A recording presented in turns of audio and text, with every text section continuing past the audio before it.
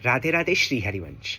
कई लोगों ने मुझे मैसेज करके ये पूछा कि हम ठाकुर जी को डेली भोग लगाते हैं, तो अब भोग में हम क्या लगा सकते हैं और किस चीज़ का भोग नहीं लगता है, उस पर डिटेल में हमें बताइए।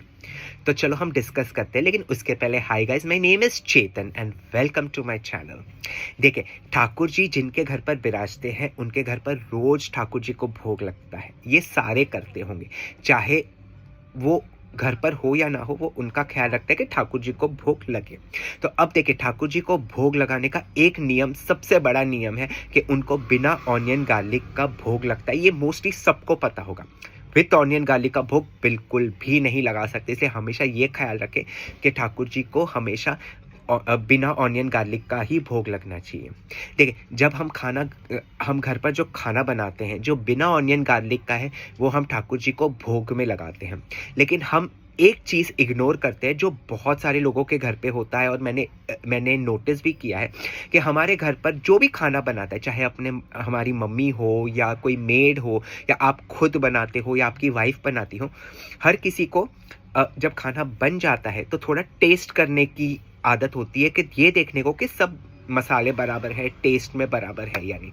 पर अगर आप ठाकुर जी को भोग लगाने वाले हो तो ये गलती बिल्कुल भी ना करें, क्योंकि सबसे पहले भोग ठाकुर जी को लगना चाहिए। अगर आप सबसे पहले टेस्ट कर लेंगे तो फिर बाद में वो ठाकुर जी को भोग नहीं लगता है।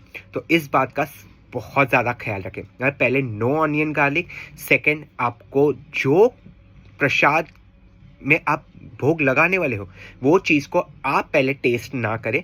सबसे पहले ठाकुर जी को भोग लगाएं, फिर आप टेस्ट करें। और कम ज़्यादा लगता है तो फिर आपको जो ठीक लगे आप उसमें ऐड कर सकते हैं, लेकिन उसके पहले बिल्कुल भी ना करें।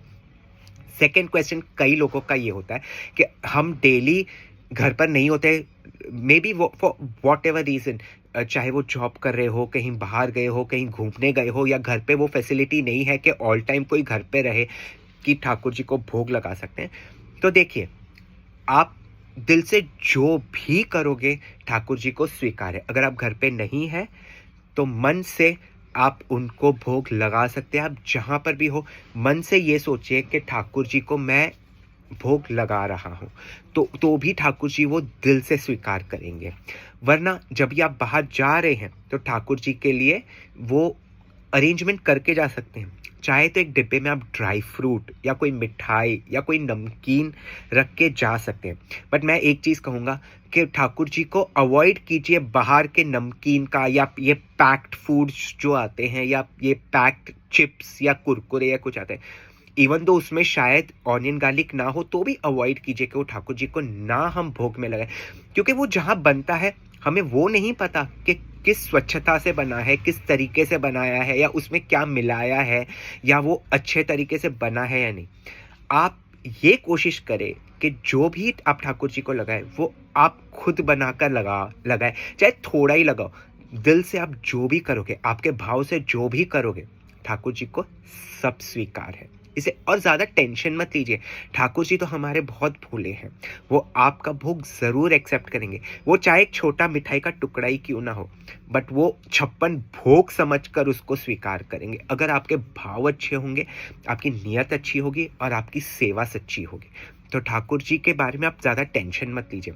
Avoid onion garlic, avoid tasting of food, avoid outside food Thakur ji को लगाने का। हाँ, अगर आपके पास कोई ऑप्शन नहीं है तो ड्राई फ्रूट या कुछ लगा दीजिए। फ्रूट्स हम ठाकुर जी को भोग में लगा सकते हैं।